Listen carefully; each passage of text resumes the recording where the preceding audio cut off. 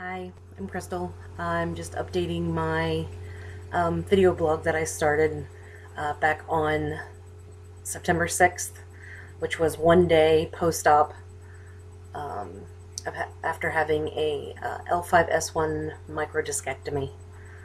Some things have happened in the last week that I guess I just didn't, I guess I was hoping not to have to go through, but it did. Um, First day was great. Second day, like my video blog stated, I felt really good. And then that third day, which was Saturday, the 7th, I think all the anesthesia was finally out of my system, and I was just on the pain medicine that they had given me. And I started having a hard time getting comfortable trying to sleep, hard time sleeping in general. Did maybe 3 to 4 hours a night, and then once I woke up, it was instantly having to take pain medicine again.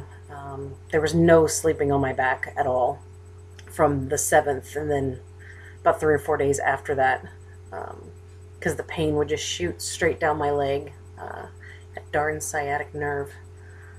Um, I did walk every day when I would get up. I spent a lot of time in my recliner versus the bed just because I felt more comfortable in the recliner. And it was just easier to get up and get my pain medicine or something to drink or an ice pack or whatever from the sitting position than it was from the laying position. And trying to scoot out of my bed, even if I was just setting up, was ridiculous. But like I was saying, I had a hard time sleeping. The side that I used to sleep on before the operation, which was my right side, I couldn't even sleep on. So I spent most of my time on my left side. I have not attempted to lay on my stomach. That was something I could not do prior to surgery. It was extremely uncomfortable. I would actually call it painful because it's just not something I could do. Even trying to put pillows under my hips didn't work. So when I try that, I'll let you know how that goes. Some things that I've learned that I guess I just never thought I'd have to figure out how to do is trying to get something out of the dishwasher that's on the bottom rack, or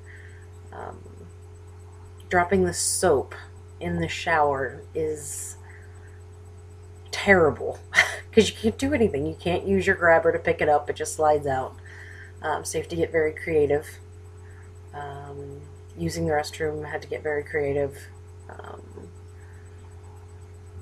I definitely would advise anybody looking into getting the surgery done prior to surgery.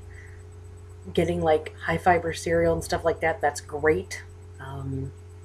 Didn't work for me, so I actually had to get a mild laxative in order to be able to do that function. Sorry for the TMI, but that's just the way it is. But now that I'm basically 9 days post-op, I feel a little bit better than I did last Saturday, last weekend. Feel a little bit better. I actually ventured out today. My mom took me to the grocery store, and I actually walked around. I didn't use a scooter or anything. We just took our time and then came back home. And I live on the top floor of an apartment, so I had to go up 3 flights of stairs. Just took my time.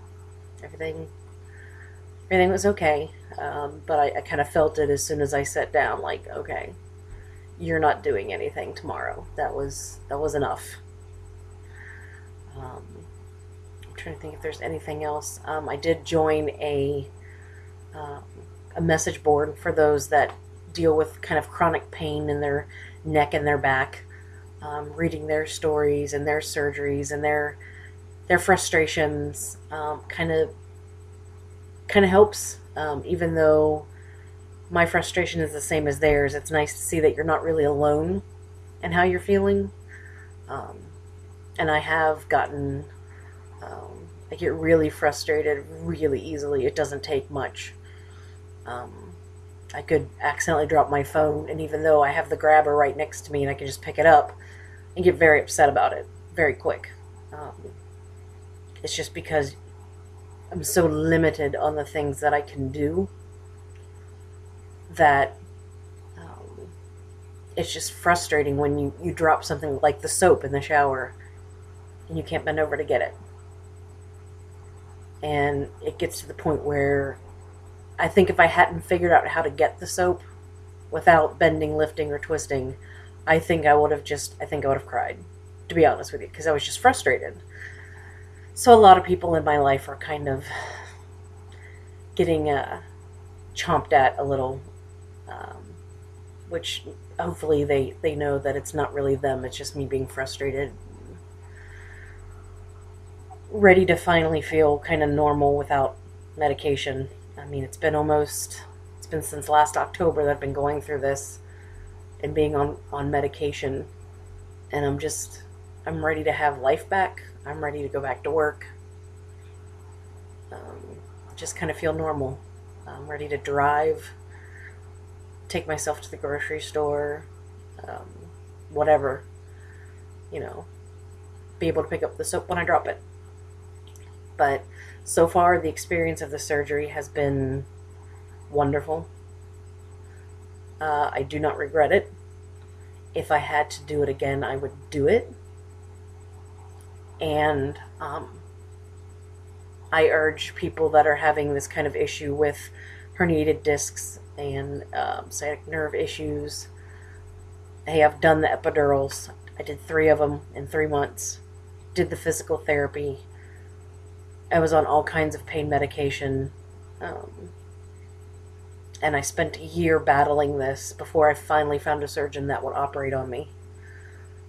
And the best decision I've made thus far to try and treat this condition was to have the surgery. If you have any questions, because you're thinking about this surgery, or you're just curious about something, feel free to drop a comment on the page. If you don't want to talk, on a comment, let me know where I can get a hold of you.